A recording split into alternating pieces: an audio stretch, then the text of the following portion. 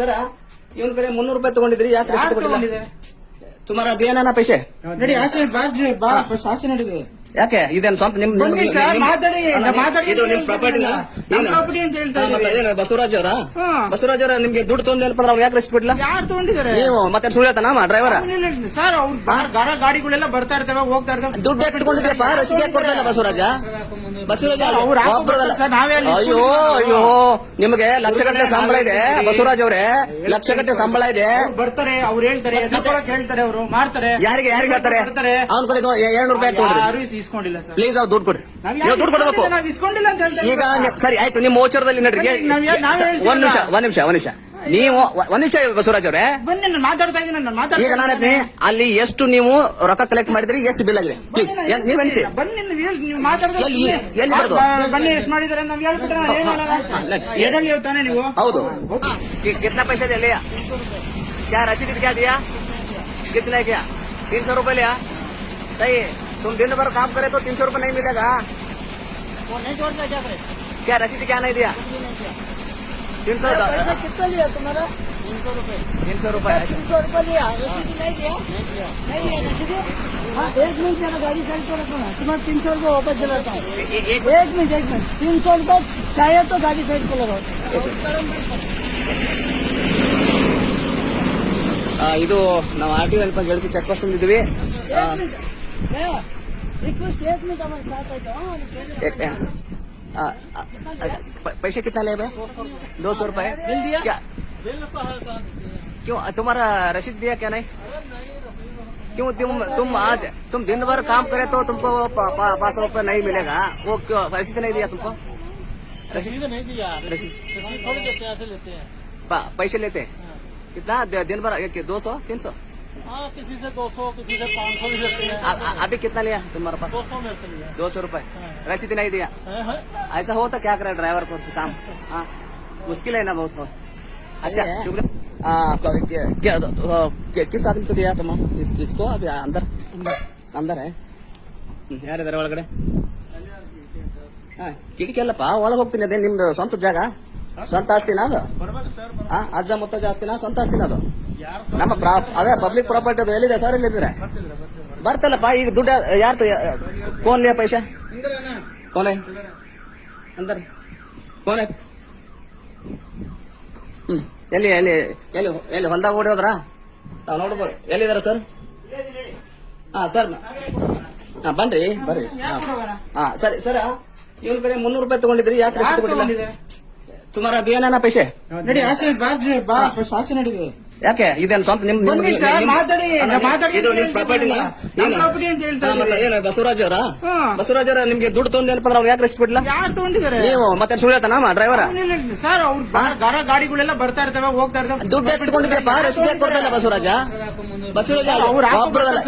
ಅಯ್ಯೋ ಅಯ್ಯೋ, ನಿಮಗೆ ಲಕ್ಷಗಟ್ಟಲೆ ಸಂಬಳ ಇದೆ ಬಸವರಾಜ್ ಅವರೇ, ಲಕ್ಷಗಟ್ಟಲೆ ಸಂಬಳ ಇದೆ. ಬರ್ತಾರೆ ಅವ್ರು ಹೇಳ್ತಾರೆ, ಹೇಳ್ತಾರೆ ಅವರು ಮಾಡ್ತಾರೆ. ಯಾರಿಗೆ ಹೇಳ್ತಾರೆ? ಅವ್ನ ಕಡೆ 700 ರೂಪಾಯಿ ತಗೊಂಡ್ರಿ, ಇಸ್ಕೊಂಡಿಲ್ಲ ಸರ್. ಪ್ಲೀಸ್ ಅವ್ರು ದುಡ್ಡು ಕೊಡ್ರಿ, ನೀವು ದುಡ್ಡು ಕೊಡ್ಬೇಕು. ಇಸ್ಕೊಂಡಿಲ್ಲ ಅಂತ ಹೇಳ್ತಾರೆ. ಈಗ ಸರಿ ಆಯ್ತು, ನಿಮ್ಮ ಓಚರದಲ್ಲಿ ನಡ್ರಿ. ಒಂದ್ ನಿಮಿಷ ನೀವು ಒಂದ್ ನಿಮಿಷ ಬಸವರಾಜ್ ಅವರೇ ಬನ್ನಿ, ನಾನು ಮಾತಾಡ್ತಾ ಇದ್ದೀನಿ. ಈಗ ನಾನು ಅಲ್ಲಿ ಎಷ್ಟು ನೀವು ರೊಕ್ಕ ಕಲೆಕ್ಟ್ ಮಾಡಿದ್ರಿ, ಎಷ್ಟು ಬಿಲ್ ಆಗಿದೆ ಪ್ಲೀಸ್ ನೀವು ಅನಿಸಿ. ಬನ್ನಿ, ನೀವು ಮಾತಾಡ್ತಾ ಎಲ್ಲಿ ಬರೋದು? ಬನ್ನಿ, ಎಷ್ಟು ಮಾಡಿದ್ದಾರೆ ನಾವು ಹೇಳ್ಬಿಟ್ರೆ ತಾನೆ ನೀವು. ಹೌದು, ಗೊತ್ತು, ನಾವು ಕೇರ್ ನಾವು ಗೊತ್ತು. ನಾವು ಬನ್ನಿ, ಅದೇ ನಾನು ನಾವ್ ಸುಮ್ನೆ ನೀವು ಬಂದ್ಬಿಟ್ಟು ಹಂಗ್ ಮಾಡಿದ್ರೆ ಏನ್ ತಪ್ಪು ಮಾಡ್ತಾವ? ನಾವು ಕೆಲಸ ಮಾಡ್ತೇವೆ, ಕೆಲಸ ಮಾಡಕ್ಕೆ ರಸೀದಿ ಕೊಡಬೇಕು, ಕೊಟ್ಟು ಮಾಡ್ಬೇಕು ಬಸವರಾಜ್. ನೀವು ನೋಡ್ಕೊಂಡು ಮಾತಾಡಿ. ಎಲ್ಲರೂ ಒಂದೇ ತರ ಇರೋದಿಲ್ಲ, ಯಾರು ಮಾಡೋದಿಲ್ಲ. तुम पैसे दिया नहीं? दिया ना? ಮತ್ತೆ ಅವ್ನು ಸುಳ್ಳು ಹೇಳ್ತಾನ? ನೀವು ಏನೇನ್ ಮಾಡ್ತಿರಲ್ಲ, ರೆಕಾರ್ಡಿಂಗ್ ಮಾಡಕ್ ಕಳ್ಸಿದ್ದು ಡ್ರೈವರ್ ಕಳ್ಸಿ. ಒಬ್ರಲ್ಲ, ಈಗ ರೆಕಾರ್ಡಿಂಗ್ ಮಾಡಿ 1 ತಾಸಾಯ್ತು. ಯಾರ ಕಡೆ ದುಡ್ಡು ತಗೊಂಡಿದ್ರಿ, ಹೇಗೆ ತಗೊಂಡಿದ್ರಿ? ಡ್ರೈವರ್ ಕೈಗೆ ಕ್ಯಾಮ್ರಾ ಕೊಟ್ಬಿಟ್ಟು ಕಳ್ಸಿದೀನಿ. ಅವ ಬಸವರಾಜ್ ಇದು ಒಳ್ಳೆ ಲಕ್ಷಣ ಅಲ್ಲ. ಬಸವರಾಜ್ ನಿಮಗೆ ಸರ್ಕಾರ ನೌಕರಿ ಕೊಟ್ಟಿದ್ದಾನೆ, ಇದನ್ನ ನೀವು ತಾವು ಗೌರವವಾಗಿ ಉಳಿಸ್ಕೊಂಡು ಕೆಲಸ ಮಾಡಬೇಕು. ಹಾ ಇದುಗಳೇ ನಾನು ನಮಸ್ಕಾರ, ನಾನು ಶಿವಾನಂದ ರೆಡ್ಡಿ, KRS ಪಾಟೀಲ್ ರಾಜ್ಯ ಸಂಘಟನಾ ಕಾರ್ಯದರ್ಶಿ ಮತ್ತು ವಕೀಲನಾಗಿ ಕೆಲಸ ಮಾಡ್ತಿದ್ದೀನಿ. ಹೀಗೆ ಇವತ್ತು ನಾವು Jalaki check post RTO office ಕಚೇರಿಗೆ ಇಲ್ಲಿ ಬಂದಿದ್ದೀವಿ.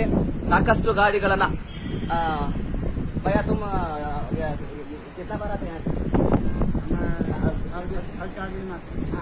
आए तो सभी का पैसे देते ना? वहाँ से एक दिया तुम बोले ना, महाराष्ट्र बॉर्डर में 500 रुपए रसीद नहीं दे रहे थे।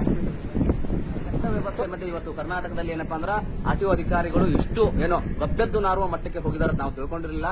ಯಾಕಂದ್ರೆ ನಾನು ಏನಪ್ಪಾ ಅಂದ್ರೆ ಇದು ಈಗಲ್ಲ, ನಾನು ಹತ್ತತ್ರ ಇವತ್ತು ನಾನು ಇಲ್ಲಿ ಬಂದು ಹತ್ತತ್ರ ಒಂದು 1.5 ಗಂಟೆ ಆಯ್ತು.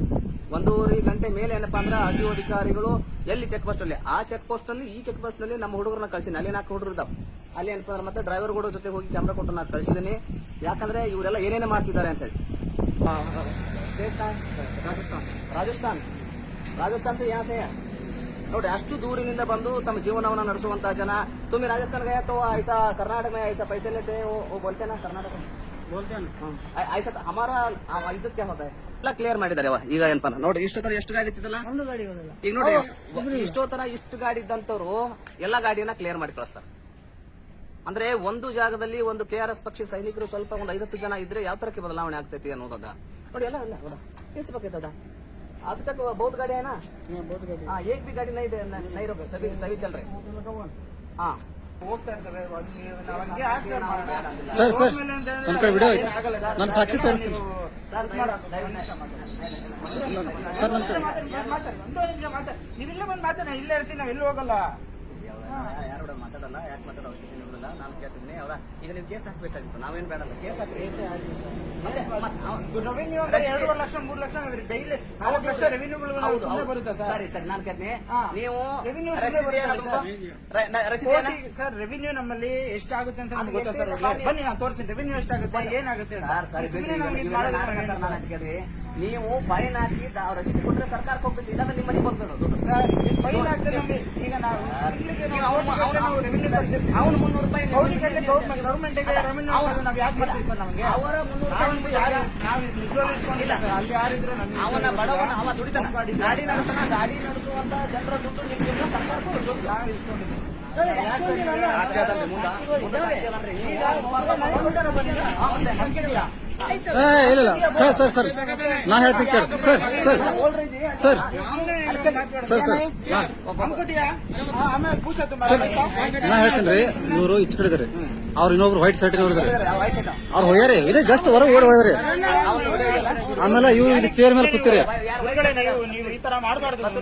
ನಾವು ನಿಜವಾಗ್ಲೂ ನಮ್ಗೆ ನೀವು ದಿನೇನ್ ಗುರುಗಳೇ, ಸುಮ್ಮನೆ ನಾವು ಇಸ್ಕೊಂಡಿದೀವಿ ಅಂತ ನೀವು ನಮ್ಮ ಮೇಲೆ ಬಂದ್ಬಿಟ್ರೆ ನಾವು ಒಂದೇ ಸತಿ ಅವ್ರು ಯಾರು ಇಸ್ಕೊಂಡು ರೋಡ್ ಮೇಲೆ ಇರೋರ್ಗೆಲ್ಲಾನು ಭಯ ಇರುತ್ತೆ. ಕೇಸ್ ಹಾಕ್ತಾರೆ, ನಮ್ ಕೇಸ್ ಇರುತ್ತೆ, ಏನೋ ಡಿಫೆಕ್ಟ್ ಇರುತ್ತೆ, ಏನೋ ಕೇಸ್ ಹಾಕ್ತಾರೆ ಅಂತ ಭಯ ಇರುತ್ತೆ. ಅವ್ರು ಹೇಳ್ತಾರೆ, ಹಂಗ್ ಬಂದ್ಬಿಡ್ತಾರೆ. ಅವ್ರು ಹೇಳ್ತಾರೆ ಕೇಸ್ ಕೊಡಿ ಅಂತ ಹೇಳ್ತಾರೆ.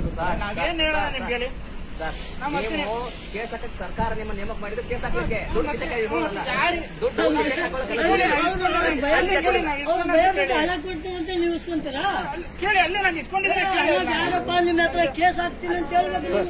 ಈಗ ಅವ್ನು 300 ರೂಪಾಯಿ ಕೊಡ್ತಾರೆ ಗುರುಗಳೇ, ನಾನೇ ಅಲ್ಲೇ ಕೇಳಿ, ನಾನು ಇಲ್ಲ, ಕೊಟ್ಬಿಡಿ ಪಾಪ ಅವರು कितना मिलते तुमको खाना केना करके क्या कैसा खाना उसे में होता है. ऐसा होता ಸರ್ ಪ್ಲೀಸ್ ಅವ್ರಿಗೆ ಅವ್ರು ದುಡ್ಡು ಕೊಡ್ರಿ ಅವರ ಇದು ನಿಮ್ಮ ಮಕ್ಕಳಿಗೆ ಮತ್ತೆ ನಿಮ್ಮ ಮನೆಯ ಕುಟುಂಬಕ್ಕೆ ಎಲ್ಲರಿಗೆ ಅದು ಶಾಪ ಆಗ್ತಾ ಇರ್ತೈತಿ. ನೀವೆಲ್ಲ ಈ ತರ ಕೆಟ್ಟ ಮಾಡೋದಿಲ್ಲ. ಹೌದಾ, ಕೆಟ್ಟಾಗಿ ನಡ್ಕೊಳ್ಳೋದು ಒಳ್ಳೆ ಲಕ್ಷಣ ಅಲ್ಲ, ಒಳ್ಳೆ ಗುಣನೂ ಅಲ್ಲ. ಯಾವ್ದಾ ದಯವಿಟ್ಟು ಅವ್ರಿಗೆ ಅವ್ರು ದುಡ್ಡು ಕೊಡ್ರಲ್ಲ ಪ್ಲೀಸ್. ಹೌದಾ, ಈಗಾದ್ರೆ ಇದು ಬರೋಬರ ನಾನು ದಿನ ಬರ್ತೀನಿ. ಹಿಂಗಾದ್ರೆ ಇದು ಸರಿ ಹೋಗಲ್ಲ. ನಿಮ್ ಕೆಲಸ ನೀವು ಮಾಡ್ತೀರಿ. ಹಾಗಾದ್ರೆ ಇವ್ರು ನಿಯತ್ತಿಂದ ಕೆಲಸ ಮಾಡ್ತೀರಿ, ಗಾಡಿಯಾಕೆಲ್ಲ ಕಳ್ತಾರೆ. ಈಗ ನಾವ್ ಯಾರು ಮರೆಯಲ್ಲ. ನೀವು ಫಸ್ಟ್